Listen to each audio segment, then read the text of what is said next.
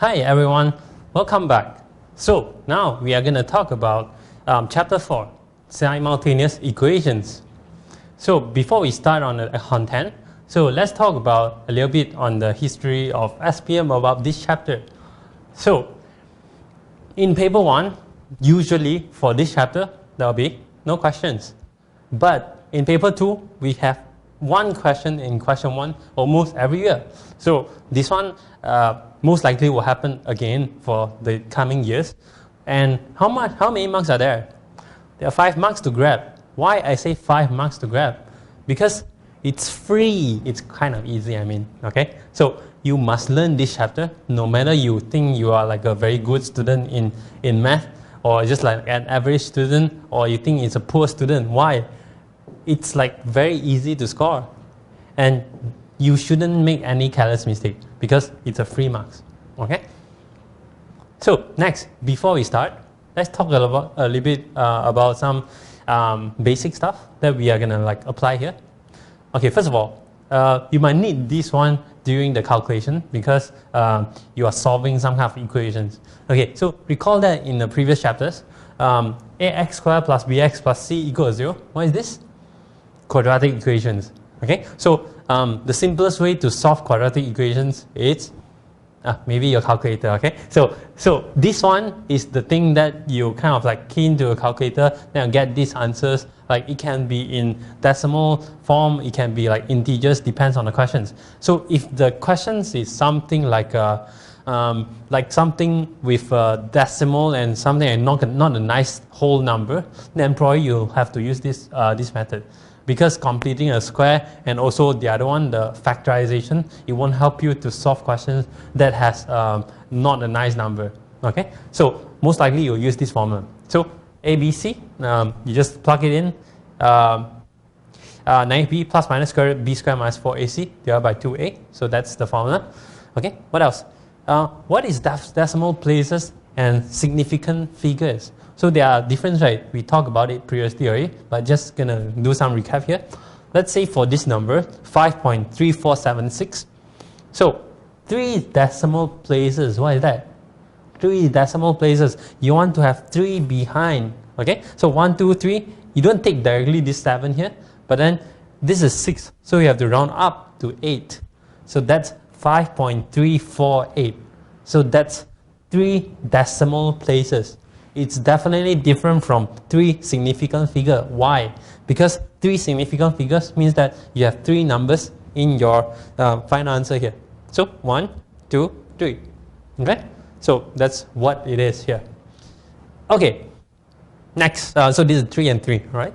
So now, why do you want to solve simultaneous equations?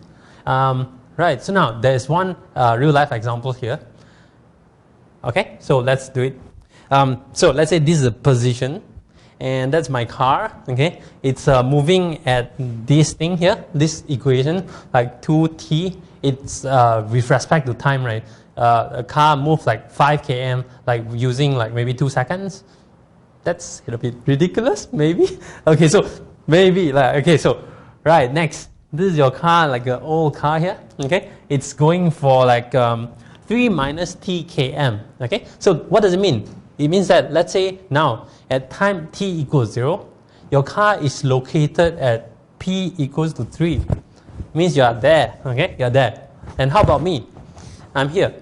At time equals to 0, I'm at 0 here, okay? On this side, okay? Position equals to 1 means like 1 from here, then 2 means here, 3 means here, okay? So that's what I have here, okay? So now, initial position is at 0.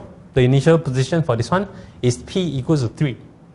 Okay, so now, next, when will the 2 cars meet? So why am I talking about this one? Does it help in solving simultaneous equations? Okay, how are we going to do this? We want the position to be equal, meaning that we want p equals to 2t and p equals to 3 minus t, and we solve these equations. We call this simultaneous equations. Okay, then how do we solve it? We kind of equate them and make 2t is equal to 3 minus t. Then we solve for it. And I think your lousy math can solve this one, right? Okay, so it's you move the t over, you got 3t is equal to 3. So t is equals to 1. So t equals to 1, what does it mean? You solve the simultaneous equations, you get time t equals to 1. What does it mean?